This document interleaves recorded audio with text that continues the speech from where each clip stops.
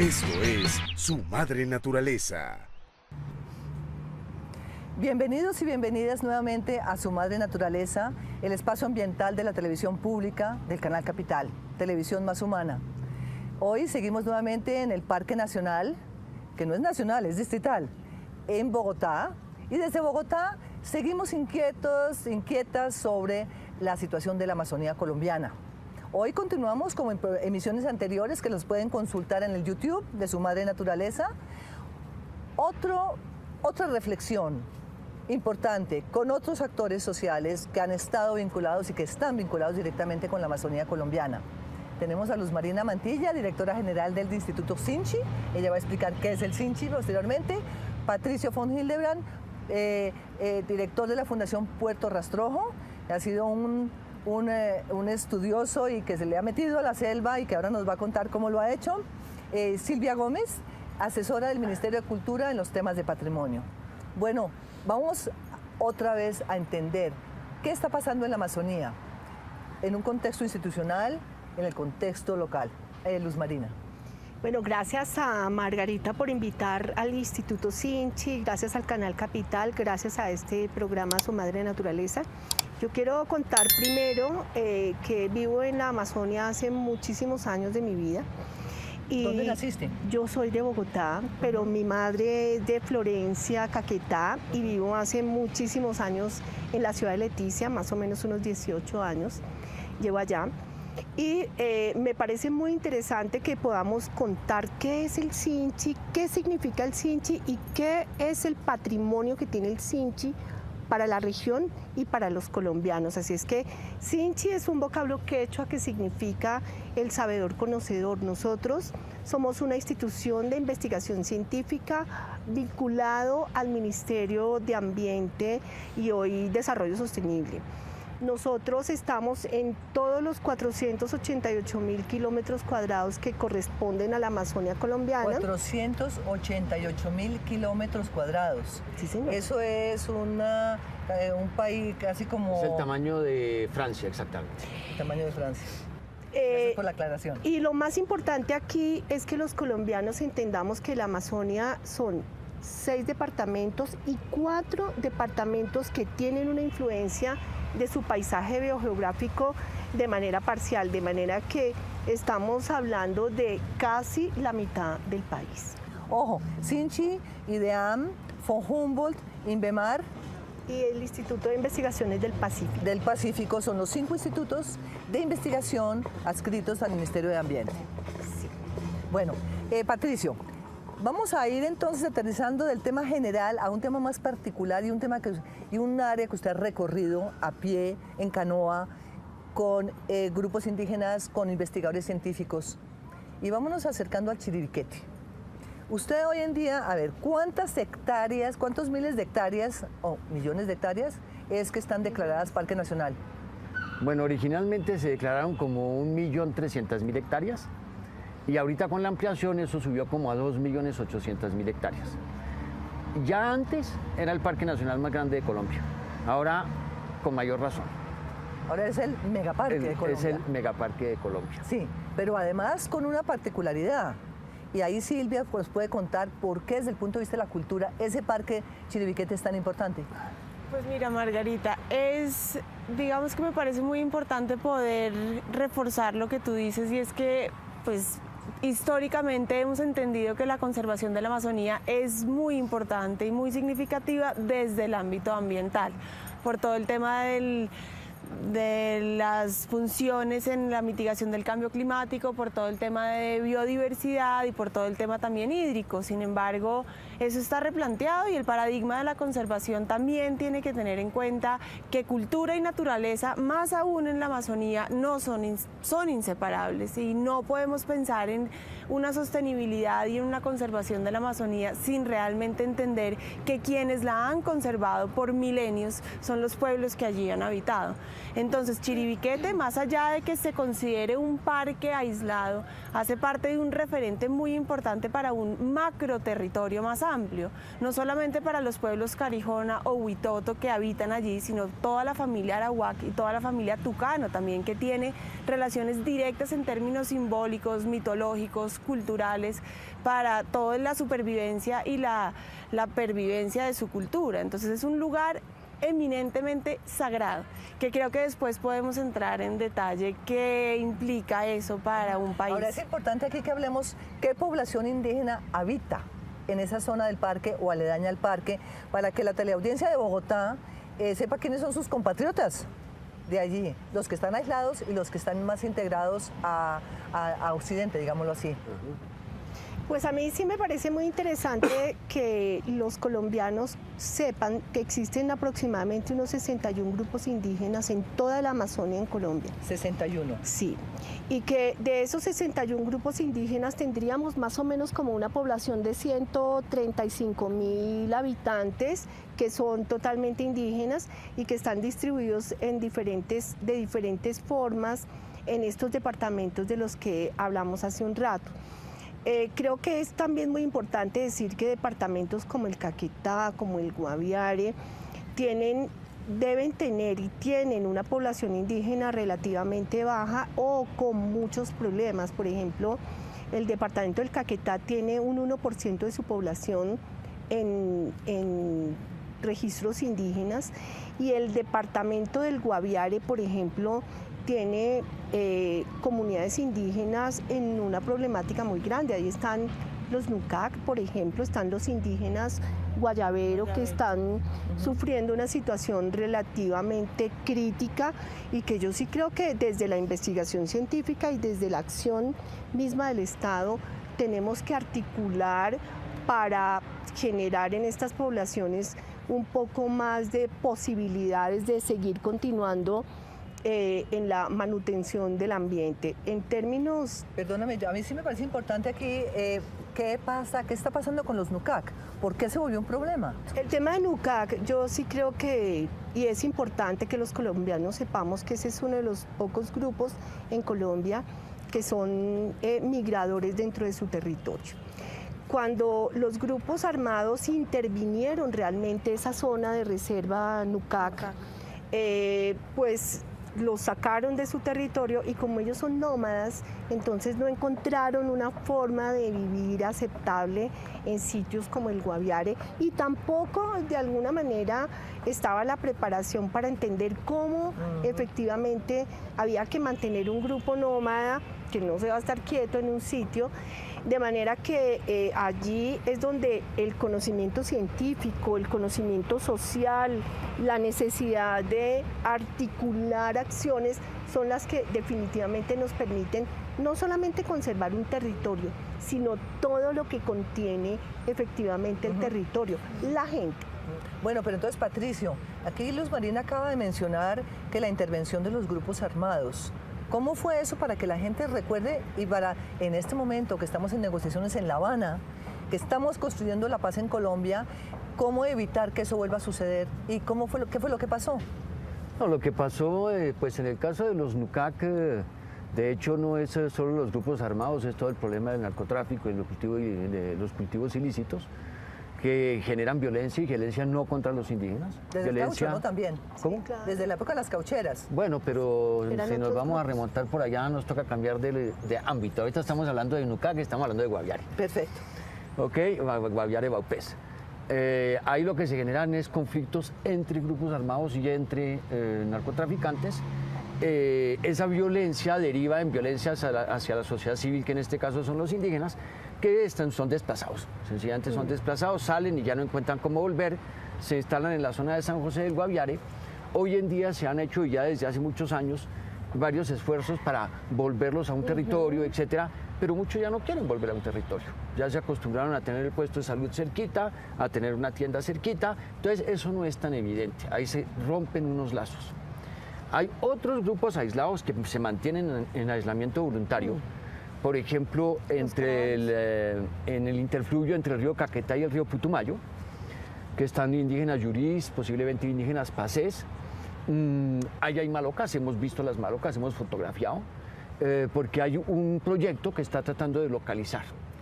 ¿Para qué estamos tratando de localizarlos? Sencillamente para declarar territorios de protección para esos grupos indígenas. Según la ley colombiana prohíbe contactar a indígenas en aislamiento voluntario. ¿Prohíbe? Sí, la ley dice, si los indígenas nos quieren contactar, nos contactan, pero separa que la gente entre a contactarlos. A su vez, en los acuerdos internacionales que ha hecho Colombia, se establece que hay que definir territorios para los grupos indígenas. Aquí sería un territorio de protección, porque no es solamente que la gente llegue a la maloca, que llegue a molestar a los mismos indígenas, es que tumben los bosques, es que se metan con la cacería, etcétera, etcétera, y le quitan los medios de subsistencia a esos mismos grupos indígenas. Entonces, ese es el problema fundamental. ¿Qué es lo que ha pasado por esas partes? La minería. Se han metido a buscar oro, por ejemplo, por el río Puré, que desemboca en el Caquetá, pero en Brasil. Se entra por Brasil. Al entrar por el río Puré, se entra al territorio de estos indígenas que estamos hablando. Ahí empiezan los problemas de contactos. Un aspecto fundamental e importantísimo en ese contacto son las enfermedades. Lo que ha acabado con la gran mayoría de indígenas en un país como Colombia ha sido el contacto con los blancos, pero sobre todo por las enfermedades.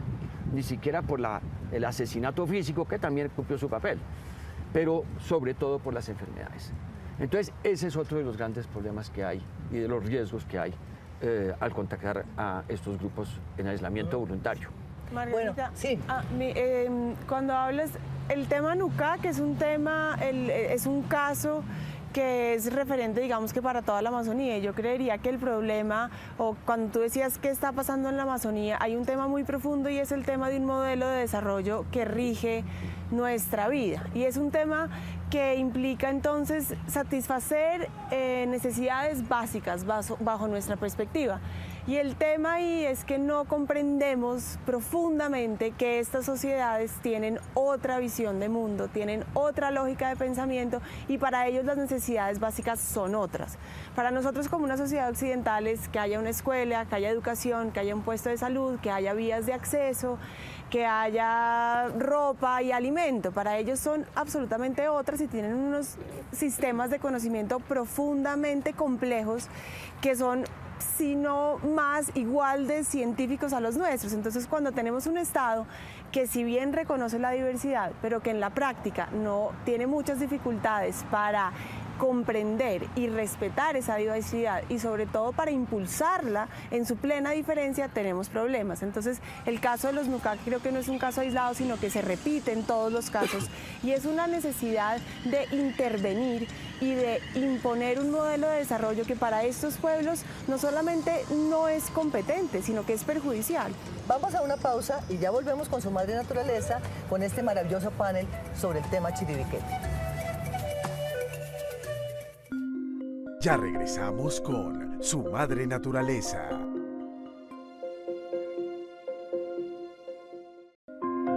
Siga con nosotros en Su Madre Naturaleza.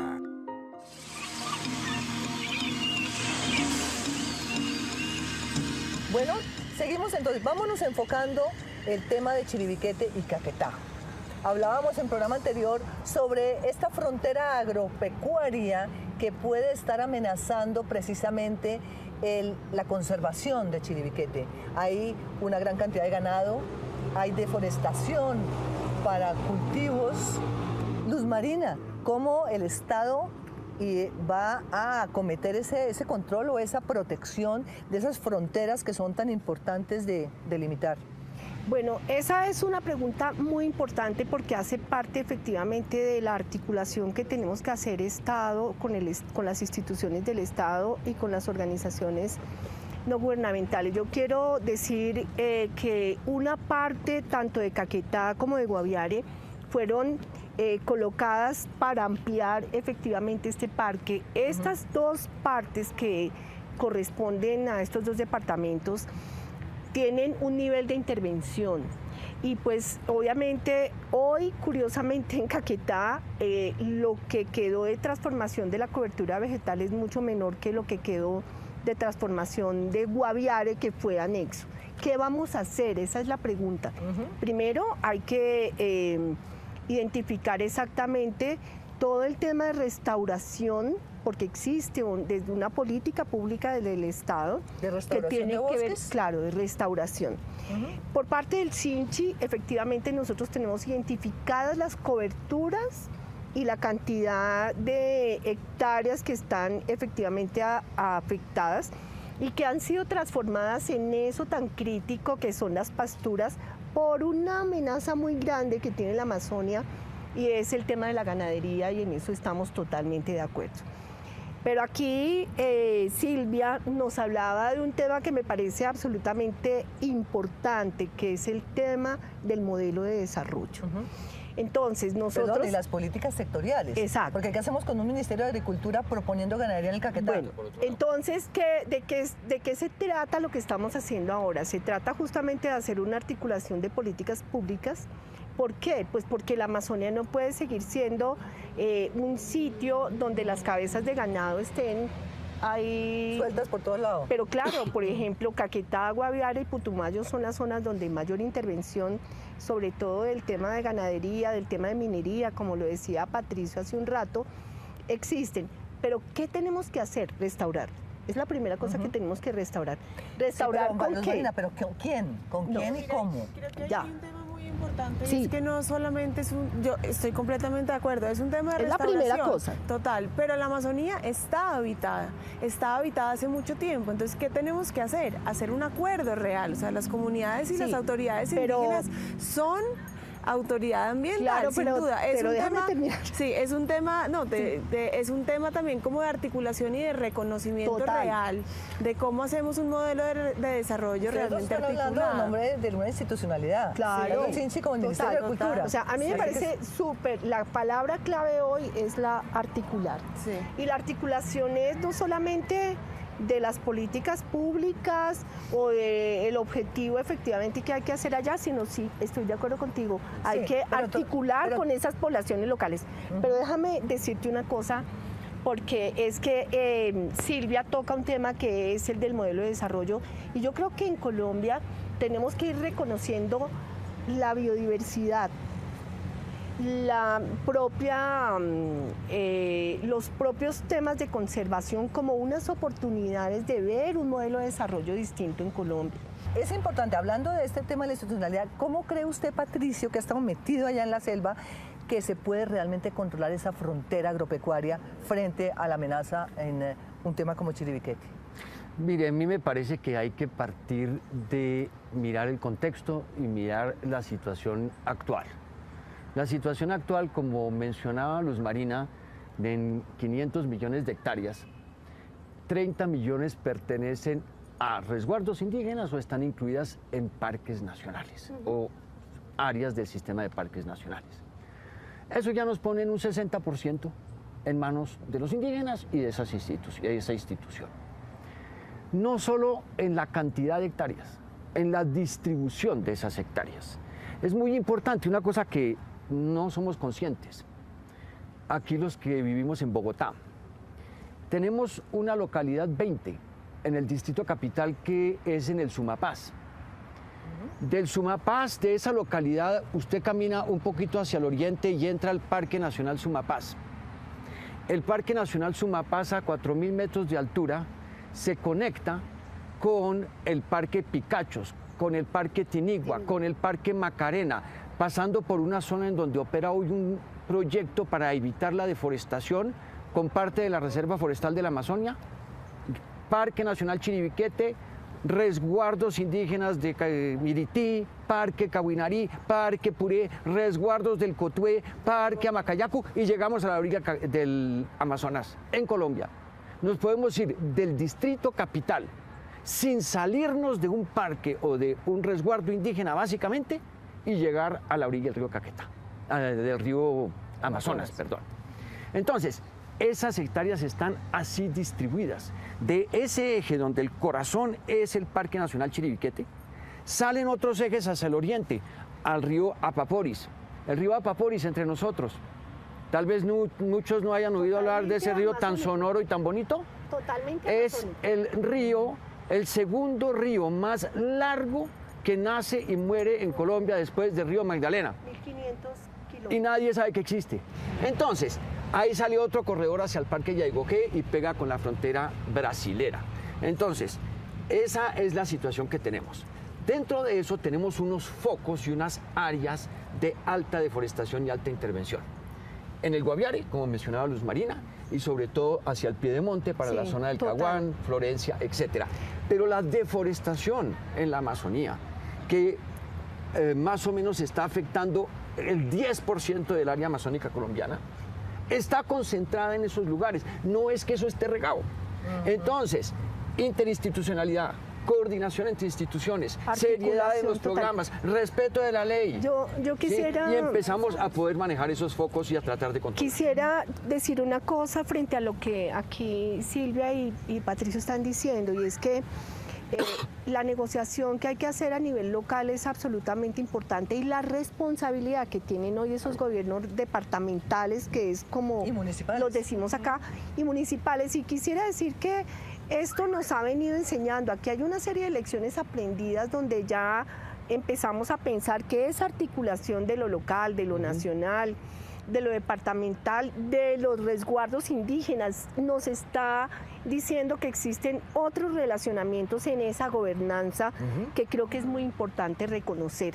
Y tengo que decir aquí, por ejemplo, que hoy el Sinchi tiene una buena cantidad de recursos para poder hacer un tema de restauración asociado a la gobernación del departamento del Caquetá, por ejemplo, que tiene un lema como deforestación cero en su territorio, y que sirve mucho efectivamente tanto para la cooperación internacional, que es lo que hoy está haciendo el Ministerio de Ambiente con las ONGs y con recursos internacionales, para tratar de generar una bolsa que pueda contribuir a todo esto que estamos diciendo que hay que hacer en el Parque Chiribiquete. Bueno, fíjense ustedes tan importante que es que de las locomotoras de las cuales hemos hablado en el presente gobierno, de esta administración, de las 5 locomotoras, para el próximo periodo tenemos que hablar de unas locomotoras distintas e integradas.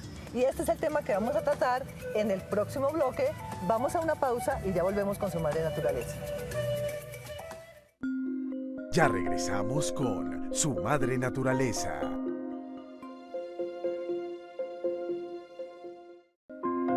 Siga con nosotros en Su Madre Naturaleza.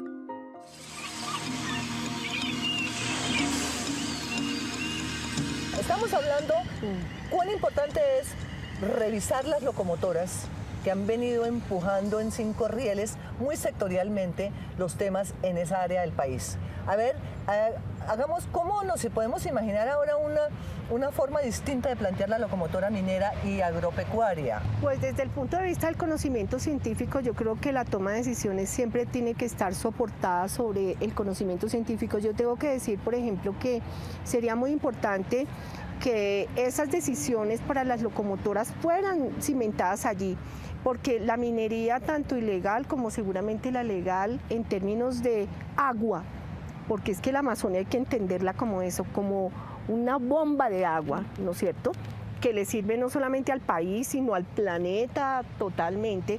Pues hay que hacer un balance efectivamente si eso en términos de costo-beneficio realmente le va a servir al país y a esos servicios ambientales que siempre son difíciles de tener en presupuesto, pero muy importantes, porque es que es la vida, sencillamente es el tema de la vida. Y yo creería también que hay que proporcionar unas posibilidades de visibilizar mejor la Amazonía en Colombia. Yo quiero contarles a los colombianos y a los bogotanos aquí que en la Amazonía existen más o menos unas 1.150 especies útiles que no se conocen en Bogotá y que tendrían un mercado muy interesante para esas poblaciones locales, para esas personas que necesitan unos nichos, digamos, de mercado diferentes. O sea, tenemos que empezar a vislumbrar unos caminos distintos del biocomercio, de esas oportunidades, de esos tejedores tan importantes que hay en la Amazonia con sus temas artesanales. También el tema de las locomotoras es un tema que está reevaluado. O sea, yo la verdad no entiendo, viendo ejemplos en otros países del mundo, donde la gente, pues sí, tiene más recursos, hay más desarrollo, pero nunca ha estado pues más enferma, más sola, más infeliz. O sea, digamos que el tema de la acumulación de bienes no es directamente proporcional al bienestar. Entonces, estamos viendo que primero nos hace falta un ordenamiento auténtico y específico con respecto a lo que hay en este país y la manera como podemos explotarlo. Si bien pues es necesario que haya avance económico, crecimiento económico, no puede ser una política que arrase sin ningún tipo de detalle de a dónde estamos llegando, quién vive acá, qué es lo que se saca. O sea, no en todas partes la minería es opcional. Segundo, pues hay unas leyes que para muchos son obstáculos. O sea, el convenio 169 de la OIT, la consulta previa y el consentimiento previo e informado no puede considerarse como un obstáculo. Se ha visto como y se ha, digamos que desdibujado. Claro, hay que reconocer, hay problemas de representatividad. No hay minería. Sí, así es. Claro, entonces, y también es un tema de a qué le damos valor. Toda la presión que se ha desarrollado históricamente sobre la Amazonia y destrucción de las selvas es por presión de tierras desde el interior del país. Sí, esa es una cosa. Entonces empecemos por hacer un nuevo ordenamiento y una nueva reforma agraria y entreguemos tierras en sitios aptos para las agriculturas de nuestro tipo occidental. Y no pensemos en la Amazonia para esas agriculturas. En la Orinoquia, tú mencionabas ahorita, en la Orinoquia, sobre todo ahorita está de moda lo de la altillanura, pero también en el anfibioma. Tierras, ¿no? Sí, hay dos partes grandes de la Orinoquia. Uno es la parte muy inundable, que es lo que se llama el anfibioma de Arauca y Casanare, y otro es la altillanura. Ahorita está la altillanura por los escándalos, por la concentración de tierras, etc. Y por el modelo que se copió de Brasil. ¿Qué es lo que está pasando? Exacto, Viene es que el modelo no se copió de Brasil, es un modelo de desarrollo basado en la agroindustria. Se inspiraron en el cerrado brasilero, pero no están aplicando nada que ver con el cerrado brasilero. Eso ya se revisó y no están en eso. Ahorita hay unos estudios, por ejemplo, en esa parte de la Orinoquia, que están indicando que como en el escenario mínimo hay que conservar el 40% de esas tierras y tener el 60% en producción. En el escenario mínimo. Normalmente va a ser del orden de 50-50 para tratar de mantener lo que se llama la estructura ecológica principal y los servicios ecosistémicos. Concepto que hemos hablado aquí anteriormente, Patricio, perdón, lo interrumpo, con las emisiones del profesor Van der Hamen, Perfecto. que es el conceptualizador de ese concepto. Sí. Entonces, eso en la Orinoquia, donde las limitantes edáficas y otras son menores, aunque son menores que en el caso de Amazonia, con una alta precipitación, unos suelos supremamente frágiles, que donde entremos con ganaderías y entremos a quitar la cobertura vegetal, a quitar el bosque, pues eso empieza una decadencia que va siguiendo. Hay una cosa chiquita. No tendremos bosque ni tendremos Hay una ganadería. cosa chiquita para que los colombianos entendamos es el por qué. ¿Por qué? No es porque aquí hay unos ambientalistas de bandera verde que dicen que es que eso no sirve, sino porque finalmente los suelos son suelos muy frágiles, son suelos que soportan la selva, pero no soportan los cultivos y menos los monocultivos, que creo que eso es un poco complementario a lo que Patricio dice, porque como aquí en la sabana pues vemos una capa húmica enorme, allá eso no existe porque los microorganismos hacen unos recambios. Sí, la capa buena vegetal la estamos ocupando con Las hangares flores. para el TLC, las flores y otros.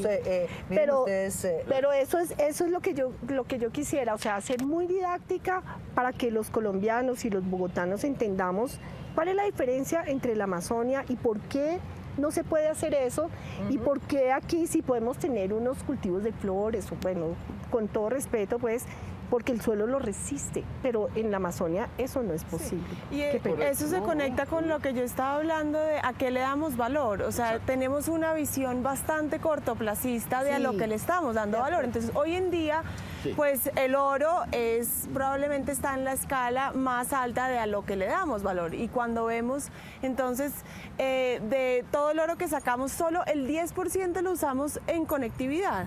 en computadores, celulares, que uno dice, bueno, pues sí se necesita, pero el resto va para nuestros cuellos o para lingotes de oro. Entonces uno dice, ¿a qué le damos valor? Al agua, al aire, a realmente tener una vida como pues más completa, o vamos a estar generando unos recursos que a corto plazo nos van a generar bienestar, pero muy a corto plazo. Pero hay una cosa sobre lo que tú dices que a mí me parece necesario también decir, es que son muy pocos indígenas. Se están perdiendo efectivamente muchas de las costumbres ancestrales que tienen los indígenas, y ese pedazo, esa afectación, a mí me parece que de todas es la más grave. Perder una cultura. Bueno, Patricio, tú eres un antropólogo, biólogo y sabes lo que significa perder una cultura echando para atrás el espejo retrovisor. Eso es... A ver, lo que está diciendo Luz Marina. Sí. No, es costosísimo. Ejemplos. O sea, no, pues cada vez que perdemos una cultura se pierde todo un conocimiento, Claro. toda una relación con un entorno. Pero de nuevo, es más integral todo el asunto, en lo biológico y también en lo social y lo cultural. Y cuando hablamos de una cultura y 61 grupos indígenas en la Amazonia, eso está todo interrelacionado. O sea, comparten muchos aspectos en su cosmovisión, tienen muchos aspectos que existen en unos y otros grupos indígenas. Territorios, se sobreponen los territorios. Hay un concepto también diferente. Como dice Silvia, hay una manera diferente de ver el mundo, aquí hay un concepto diferente de territorio. Hay el territorio que habita un grupo indígena, pero hay el territorio espiritual de ese grupo indígena. Sí, sí. Si cogemos, por ejemplo, en el río Mirití tenemos un territorio de unos 2 millones de hectáreas, de los cuales 1 millón es resguardo indígena. Pero el territorio espiritual baja hasta la confluencia del río Caquetá con el río Amazonas en Brasil y sube hasta el Chorro de Araraquara hacia arriba. O sea, son territorios espirituales inmensos. Esos territorios los navegan, los caminan, los andan los pensadores por los caminos del jaguar, pasando por los sitios históricos, por los sitios donde hay energía cultural, y con eso es que bajan energía para manejar el mundo. Un concepto completamente diferente al nuestro, Sí.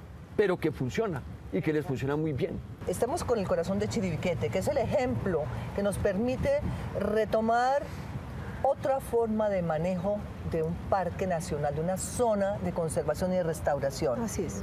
A ver, Luz Marina, usted con toda la experiencia que tiene por su vivencia desde Leticia, No, y toda la Amazonia. y además usted es medio caqueteña. Sí, exacto, ¿no?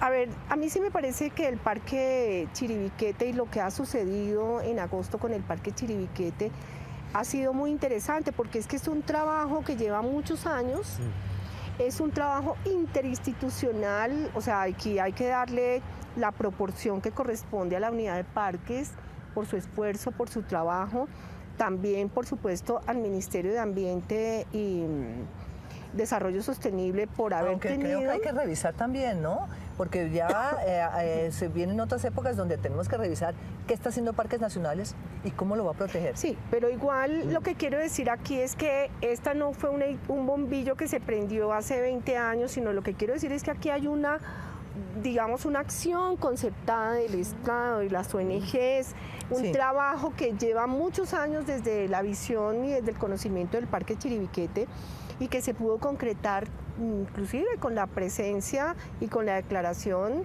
de la parte científica que le corresponde dentro del proceso de expresión al parque, pero también al presidente. Yo creo que aquí hay una cosa interesante como... Bueno, no quisiera recordar aquí una triste manifestación que hubo en Río Más 20 sobre la minería en la Amazonía. No, yo estaba en Río Más 20. Entonces, No, yo sí. creo que eso es un mea culpa, que hay que entender que fue un lapsus, porque ciertamente no podríamos entender cómo se puede pensar en una vocación minera en la Amazonía colombiana. Sí, no, claro, estamos hablando de 17 millones de hectáreas, pero lo que sí quiero decir aquí, vuelvo otra vez al punto, es que para llegar a declarar, ampliar el Parque Nacional Chiribiquete, yo creo que hubo un trabajo, y sé que hubo un trabajo de muchos de los sectores, de la viceministra Adriana Soto, del ministro Juan Gabriel Uribe, o sea, yo creo que ahí se movió muy bien un tema de proteger, y seguramente una reacción frente a eso que tú dices puede ser pues tener que entender que no todo lo que se lee de corrido puede ser definitivamente Luz Marina, pero ahí yo creo que el reto no es plantar las semillas, sino el reto es ver cómo la planta crece, se fortalece, da frutos y se mantiene en el tiempo. Sí. Entonces creo que es sin duda un hito histórico, importante. pues haber logrado esa declaratoria, sobre todo en un momento político y minero tan coyuntural. Pero el tema es que finalmente el reto de los ministerios, de los institutos, de las corporaciones, de todos los que estamos comprometidos con esa articulación, de las ONGs, inclusive de las asociaciones indígenas, es trascender esos principios que están intrínsecos en el modelo de desarrollo, que es todo el tema de la competencia, de la individualidad, de la productividad, o sea, cosas que creemos que no pueden cambiar, que ya son un hecho, y resulta que hay otro tema, hay otras maneras de hacer procesos realmente de desarrollo sin que impliquen pues abandonar del todo la cooperación, abandonar del todo como un respeto también. Pero hay una cosa que yo sí creo que es importante, y es que los colombianos que estamos allá al otro lado de una cámara y que no sabemos cómo es el tema de definir una situación, de tomar una decisión de abrir estos 3 millones prácticamente de hectáreas para un parque, hay que entender. ¿Abrir o cerrar? Sí, abrir, o sea, de cerrar, o sea.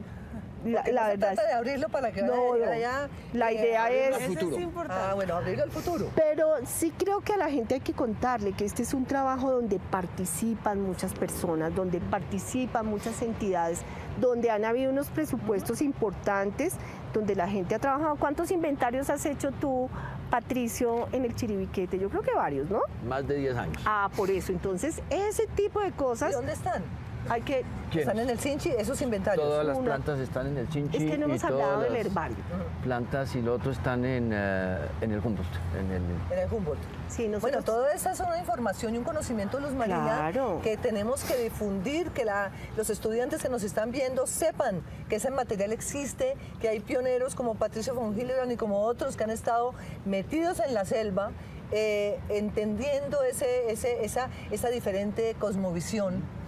Ahora tenemos que socializar todo eso, Luz Marina. Claro, yo los Este invito. canal y este espacio es un espacio que está a la disposición de ustedes para que desde Mincultura, desde el Sinchi, desde las ONGs que vienen trabajando en la Amazonía, sepan que está aquí para todos nosotros. Muchas gracias. Sí, Bueno, así es. pero no nos olvidemos que como estamos en periodo preelectoral y que nos importa muchísimo qué va a pasar con la Amazonía, tenemos que ir pensando en propuestas concretas.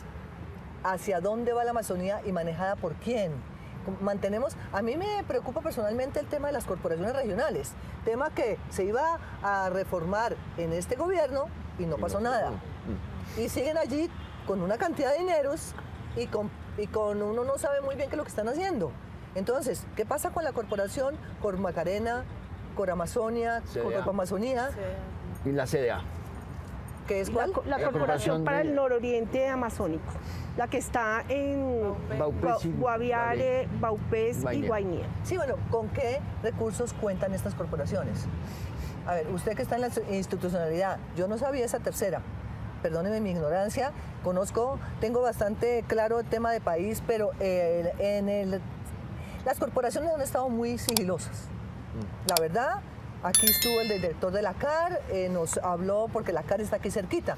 Pero esas corporaciones distantes de Bogotá, ¿qué? A ver, Patricio. No, ni idea. ¿Ni idea? No, yo ¿Y usted sí. qué debería saber? Yo sí- no, yo porque sí quiero Luz decir- Marina sí, Marina está en la junta directiva de todas esas instituciones. Yo Nosotros- desde las ONGs, muy poca relación, muy poca acción, digamos, de esas corporaciones en las partes de resguardos indígenas y de parques nacionales por razones obvias, que es en donde más nos hemos movido nosotros. Ya en las partes más de frentes de colonización No. y eso no... Pero a mí me parece muy interesante tu pregunta y te la voy a responder concretamente. Y a los bogotanos. Hay 3 corporaciones en la Amazonia. Una es la Cor Macarena, que tiene el sur del Meta, que tiene una influencia del paisaje amazónico. Está Corpo Amazonia, que está, su jurisdicción es los departamentos de Amazonas, Caquetá y Putumayo. Y está la Corporación del Nororiente Amazónico, CDA, como dice Patricio, que tiene jurisdicción sobre Guainía, Guaviare y Baupés. Bueno, yo creo que allí impronta que tenemos del Sistema Nacional Ambiental tenemos que seguirla manejando porque tenemos que hacer una articulación todavía más fuerte con ella. Yo quisiera contar aquí pues que tenemos una serie de trabajos que hacemos para estas corporaciones, por ejemplo, todo lo que es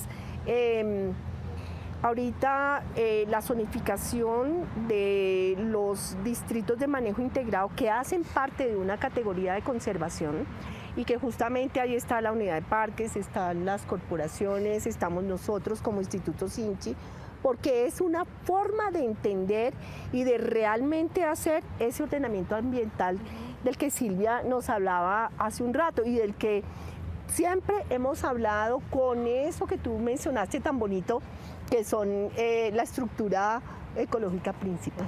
Bueno, Luz Marina, para ver esa articulación interinstitucional de corporaciones regionales, Mincultura, Minambiente, institutos de investigación, ojalá que podamos ir al Amazonas y ver allí in situ cómo es que están trabajando y cómo se relacionan con las comunidades. Esperamos que en el 2014, y por supuesto con las ONGs, Claro, eso sí, obviamente. Pero yo sí quiero hacer aquí un compromiso público porque eso me parece muy bueno y es que vamos a ir a Leticia con este equipo de personas, con la directora de Su Madre Naturaleza. Ay, me encanta. Y me encantaría muchísimo que fuéramos a las reservas naturales de la sociedad civil, porque no solamente las reservas naturales son los parques, sino también hay gente que ha decidido desde su propia inspiración, por decirlo así, definir su territorio, su finca o su espacio en términos de la conservación. Por eso yo sí voto porque tengamos una locomotora de la conservación y espero que la podamos discutir en Leticia. Eso está cambiando, ¿sabes? Dentro de las instituciones, y ahora que estoy parada en la isla del Estado, sí ha cambiado. Hay muchas iniciativas Sí, que se sienten articuladas, afianzadas desde la institucionalidad, desde las ONGs, desde las autoridades indígenas. Ahorita estamos desarrollando, por ejemplo, una iniciativa de salvaguarda del sistema de lugares sagrados de todo el noroeste amazónico, en el que participan más de 5 ONGs que llevan 20 años trabajando en la Amazonía, participan 10 organizaciones indígenas que más que nadie conocen su territorio, participa Parques, participa el Ministerio de Cultura. Entonces, digamos que eso, generalmente cuando uno habla de la Amazonía es bastante pesimista, pero hay también iniciativas que han marcado cambios y que se están desarrollando. Y Bueno, que... a mí me parece que de este programa, de este espacio, sale una propuesta muy importante que es la estrategia de la conservación. Patricio von Gilbert, antes de ir a una pausa, porque vamos a ir al último panel donde vamos a desarrollar esto para que quede contundente como mensaje a los candidatos de elección popular. No, me parece Sí. que retomo lo que estaba mencionando ahorita de la participación de la sociedad civil en todos estos procesos de conservación. Cada vez son más fuertes, cada vez están mejor organizados, están trabajando muchísimo con el Estado. Originalmente había más bien un divorcio, el Estado los veía como un obstáculo y ellos veían al Estado como una cosa que no servía para nada. Esa relación ha mejorado muchísimo. En ese mismo impulso es que han entrado también las organizaciones indígenas. Entonces, hoy por hoy para la Amazonía, al contrario, para mí el escenario es optimista y pesimista nada. Muy optimista. En términos de extensión ya lo mencioné, 30 millones, el 60%, el 10% intervenido, que hay que trabajarlo y hay que parar la continuación de esa destrucción del bosque y recuperar lo destruido. Así es. Y por ahí es que yo veo clarísimamente una línea donde hay que poner seriedad, manejar muy bien y enfocar muy bien los recursos que se puedan conseguir para eso y sobre todo utilizar el conocimiento como base fundamental para ese desarrollo. Bueno, vamos a ir a una pausa y ya volvemos con Su Madre Naturaleza para saber cómo vamos a realmente capitalizar, valorar ese conocimiento ancestral que lo tiene el Sinchi, que lo tienen organizaciones que vienen trabajando desde hace muchos años en la Amazonía colombiana. Ya volvemos. Ya regresamos con Su Madre Naturaleza.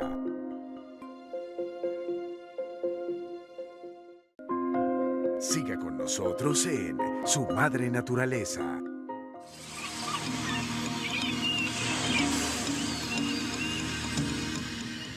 Bueno, Patricio von Hildebrand, por Fundación Puerto Rastrojo, un conocedor, un caminante, un explorador, un investigador de la Amazonía colombiana. ¿Cuál mensaje le da usted a la teleaudiencia de Su Madre Naturaleza para pensar en la política pública de esta región? Pues fundamentalmente que la Amazonía colombiana y la Amazonía en general, tenemos que verla con otros ojos, tenemos que verla de otra manera. La riqueza real que nos puede ofrecer la Amazonía, en dónde está, en qué se refleja en el agua, en la biodiversidad, en una cantidad de especies que se pueden utilizar cosechando el bosque, y se refleja en la gente y el conocimiento y la cultura que allá existen. Y no creo que se refleja en un reduccionismo a extraer un poco de minerales o a transformar los bosques en unos cultivos de soya o de algunos palma africana para sacar aceites o biodíseles para los carros. Ese paradigma está cambiando en muchísimas partes del mundo. Aquí ya es tiempo, aquí también está cambiando. Aquí ya hay mucho más gente peleando por ese camino. Eso es lo que se tiene que seguir consolidando, eso debe ser la visión política hacia adelante. Bueno, Luz Marina. No, para mí fundamentalmente es la visión no solamente de la institucionalidad, sino quien vive allá y tiene su futuro de alguna manera allá sembrado. Pero sí quiero decirles que nos interesa fundamentalmente que Colombia y ustedes, los bogotanos, tengan una visión distinta de lo que significa la Amazonia. No son un poco de mosquitos y tierras inhóspitas las que tenemos allá, sino una oportunidad de seguir teniendo un aire limpio, de seguir teniendo ese aporte al agua dulce del planeta. Y claro, como eso hay que aterrizarlo realmente, yo sí creo que la articulación y el fundamento de las políticas públicas tienen que ser el conocimiento científico por una parte, y por otra parte el poder contar, el poder decirle a los colombianos que hay instituciones preocupadas por la Amazonia, que funcionan en la Amazonia, que tienen un conocimiento acumulado. Por eso yo tengo que decirles que conozcan el Sinchi y que vayan al página web, eso. A www.sinchi@org.co. Para nosotros eso es muy importante, que ustedes conozcan y que nosotros efectivamente podamos darles a conocer lo que es la Amazonia en cifras, en biodiversidad, en culturalidad, en organización. O sea, yo creo que ahí hay un mundo distinto que se nos abre a todos los bogotanos. Qué bueno abrir esta ventana para todos ustedes. Y desde el Ministerio de Cultura, ¿cómo se articula con Sinchi? ¿Cómo se articula con el territorio? Pues estamos ahorita trabajando bastante en entender esa articulación y complementariedad que hay entre el conocimiento científico y el conocimiento local, el conocimiento de base. Creo que también el tema de la conservación de la Amazonía recae en que entendamos que es una responsabilidad compartida. No es una responsabilidad del Estado, no es una responsabilidad de las ONGs, no es una responsabilidad exclusiva de las asociaciones indígenas, porque muchos de los empresarios hoy, aquí y ahora, de mi generación, de otras generaciones, están tomando decisiones sobre dónde invertir y cómo generar recursos. Y ahí están las decisiones claves de las empresas que están diciendo hoy en día dónde invierto, cómo invierto y cómo voy a hacer para generar un capital. ¿Qué tipo de capital? ¿En qué lugar? ¿A costa de qué? Eso creo que es fundamental. Y que entendamos que pues la conservación de la Amazonía no se va a dar si seguimos teniendo una visión fragmentada. Me uno a lo que Patricio dice, y no podamos, digamos que avanzar en una visión mucho más sistémica, integradora, inseparable y holística, en la que todo hace parte de un todo indisoluble. No es mirar las partes aisladas, sino las relaciones que hay entre las partes. Y la Amazonía es un complejo así. Y todo lo que entiendas de la Amazonía está relacionado. Bueno, aquí entonces tenemos un mensaje muy contundente de parte de nuestros invitados, y es: proponemos una estrategia de locomotora de la conservación, pero ya no es locomotora, ya podría ser era un barco. Por eso, para entender que el tema del agua, el tema del sistema hídrico es central. Ojalá que la locomotora vaya bordeando el agua para que no toque el bosque. Entonces, la bomba. la bomba de agua de Amazonia para que sea la bomba de la Bueno, conservación. nos encantaría seguir hablando con ustedes porque es fascinante, apasionante, pero los continuaremos, Luz Marina, Así como es. Lo prometí. Lo prometido. Así que estaremos en próxima emisión desde Leticia, desde la Amazonía, mirando este tema y siguiendo profundizando el tema de la conservación. Hasta pronto con su madre naturaleza.